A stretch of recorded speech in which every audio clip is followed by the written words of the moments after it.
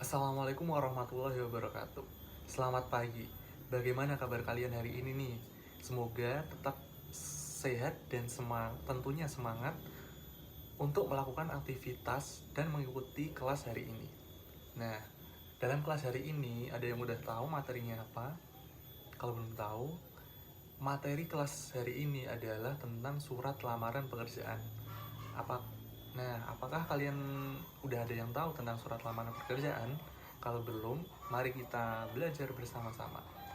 Nah, surat lamaran pekerjaan adalah surat pribadi yang ditujukan agar mendapat pekerjaan. Berikut ini isi unsur kebahasaan sistematika surat lamaran pekerjaan. Dunia kerja erat dengan surat menyurat. Meski sudah mendapat surat elektronik, namun ada beberapa urusan yang masih mengandalkan surat fisik. Salah satu surat yang berkaitan dengan dunia kerja adalah surat lamaran pekerjaan. Nah, surat jenis ini dibuat agar si penulis mendapat pekerjaan di suatu lembaga, perusahaan, atau instansi. Nah, buat teman-teman yang besok habis sekolah ini ingin mendaftar pekerjaan, nah maka harus menulis surat lamaran pekerjaan dengan baik dan benar. Mengutip keterampilan menulis, karya Haji Dalman, surat adalah salah satu media komunikasi tertulis antara seorang dan seseorang, atau antara lembaga dan seseorang atau lembaga lainnya yang bertujuan untuk menyampaikan pesan atau berita tentang suatu hal. Nah, lalu Lamuddin Finoza dalam Aneka Surat Sekretaris dan Bisnis Indonesia berpendapat surat lamaran pekerjaan adalah surat dari seseorang yang memerlukan pekerjaan atau dalam hal ini si pelamar kepada orang atau pejabat suatu organisasi atau lembaga yang dapat memberikan pekerjaan atau jabatan. Nah, setelah kalian tahu apa itu surat lamaran, sekarang kita akan membahas sedikit tentang isi dari surat lamaran tersebut. Nah, surat lamaran pekerjaan dikategori sebagai surat pribadi, namun bersifat setengah resmi.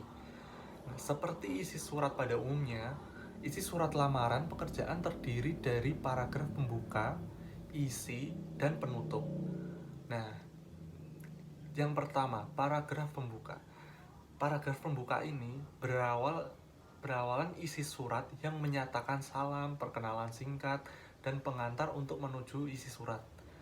Nah, yang kedua yaitu isi.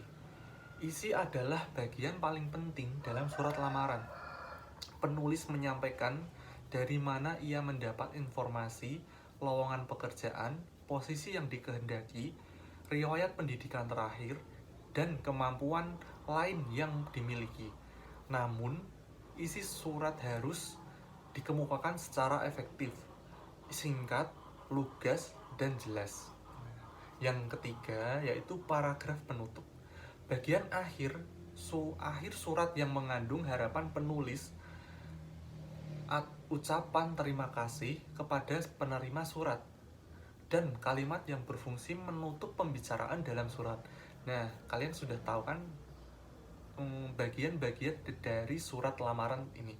Apakah kalian ingin mencobanya? Tentunya sangat menyenangkan, bukan? Nah, dalam surat lamaran juga ditemukannya dari unsur kebahasaan dari surat lamaran tersebut.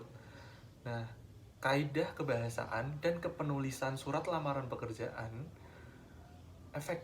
harus efektif, sopan, jelas, dan tidak perlu bertele-tele. Maksudnya dalam ini harus jelas dan sopan ketika surat ini disampaikan kepada penerima lamaran yang ingin dituju oleh murid-murid sekalian dalam membuat surat lamaran.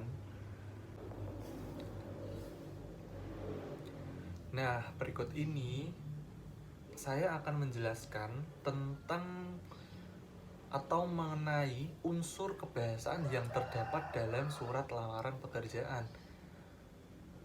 Jadi, dalam kalian membuat surat lamaran pekerjaan, harus terdapat unsur-unsur kebahasaan yang harus diperhatikan dalam surat lamaran pekerjaan yang kalian buat. Nah, nomor satu, memakai kaidah kebahasaan sesuai bentuk surat standar. Nomor dua, memakai kata-kata yang baik dan benar sesuai kaidah ejaan. Nomor tiga, memakai bahasa yang sopan. Nomor 4, isi surat harus jelas, singkat, padat, informatif, dan tepat sasaran. Nomor 5, tulisan rapi, bersih, dan mudah dibaca. Nah, dari 5 unsur kebahasaan ini, dalam surat lamaran yang kalian buat, nah, pada surat lamaran yang kalian buat, ini dirasa cukup singkat dan sopan, lalu efektif juga dalam kalian membuat surat lamaran pekerjaan. Nah, selanjutnya adalah sistematika surat lamaran pekerjaan. Nah, apakah kalian sudah tahu mengenai sistematika surat lamaran pekerjaan? Jika belum, saya akan menjelaskan sedikit tentang sistematika surat lamaran pekerjaan. Nah, dalam menyusun surat lamaran pekerjaan, tidak hanya memperhatikan unsur kebahasaan, tapi juga sistematika penulisan. Berikut adalah penjelasan sistematika penulisan surat lamaran pekerjaan. Yang pertama adalah tempat dan tanggal surat ditulis. Nah, dalam hal ini, sebutkan tempat dan tanggal saat surat ditulis di bagian paling atas sebelah kanan atau kiri. Sebutkan nama kota dengan kaidah penulisan yang benar, yaitu huruf kapital di awal kata, penulisan tanggal tidak disingkat, dan tidak perlu menambahkan titik bagian akhir. Karena surat lamaran pekerjaan adalah surat pribadi yang sifatnya semi formal, maka tidak perlu memakai kop surat. Nah, yang kedua adalah hal dan lampiran. Di bawah tanggal terdapat hal dan lampiran yang posisinya berada di kiri. Hal biasanya diisi dengan lamaran pekerjaan, sedangkan lampiran diisi dengan jumlah dokumen yang disertakan bersama dengan surat lamaran pekerjaan. Nah, buat kalian yang ingin menyampaikan hal dan lampiran, ini harus sedetail mungkin ya. Ya, bisa keahlian kalian atau pengalaman kerja di sebelumnya bisa ditulis, bisa dibawakan juga dalam lampiran pada bagian ini. Nah, yang ketiga yaitu tujuan surat. Berisi nama instansi, lembaga, perusahaan, atau kepada siapa surat tersebut ditujukan. Bila ingin lebih spesifik, dapat menyebutkan jabatan tanpa menulis nama atau menggunakan kata bapak atau ibu.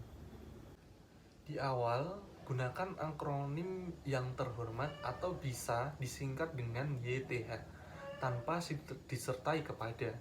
Sertakan alamat kantor instansi, lembaga, perusahaan yang dituju. Penulisan alamat tidak perlu menggunakan titik di akhir dan diusahakan tidak lebih dari 3 baris. Yang keempat yaitu salam pembuka. Nah, di bagian ini berisi salam yang umum digunakan. Tidak perlu menggunakan alinea atau posisi paragraf yang menjorok ke dalam. Sertakan tanda koma setelah salam. Yang kelima, pembuka. Pada paragraf pembuka, perkenalan diri secara singkat dan jelaskan dari mana mendapat informasi pekerjaan.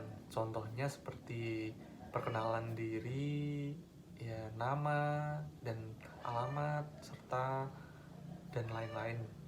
Serta cantumkan dari mana Anda mendapat informasi tentang lowongan pekerjaan yang Anda tuju. Nah, bagian selanjutnya adalah bagian isi.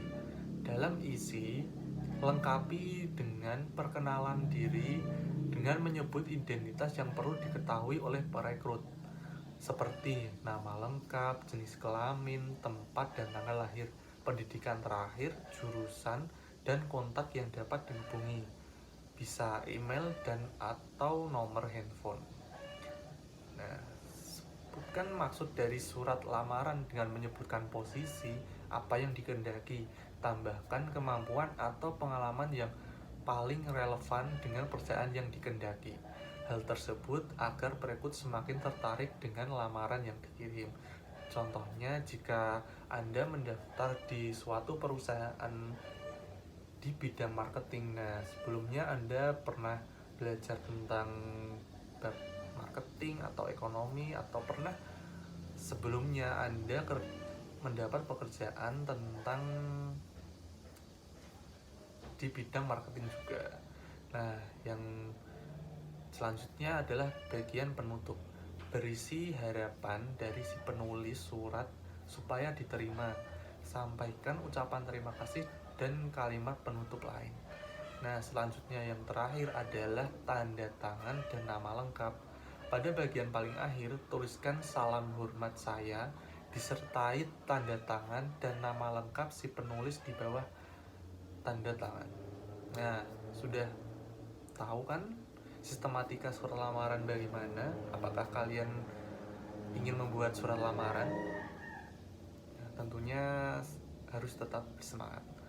Nah, setelah ini saya akan memberikan contoh tentang bagaimana sih surat lamaran tersebut. Nah, saya akan lampirkan di habis video kali ini.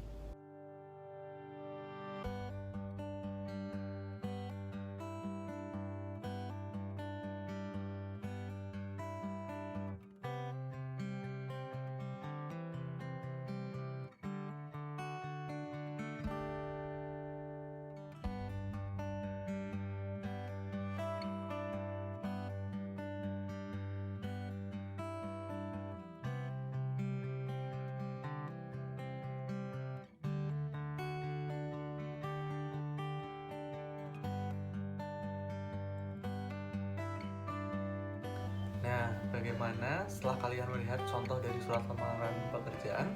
Mudah bukan? Ya, tetap dicoba dan saya nanti akan mengevaluasi surat lamaran pekerjaan dari kalian.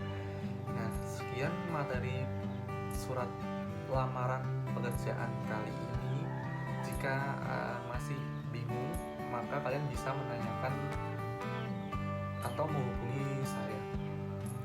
Sekian, terima kasih, selamat pagi, tetap jaga kesehatan, semangat melakukan aktivitas, dan sampai jumpa pada kelas berikutnya.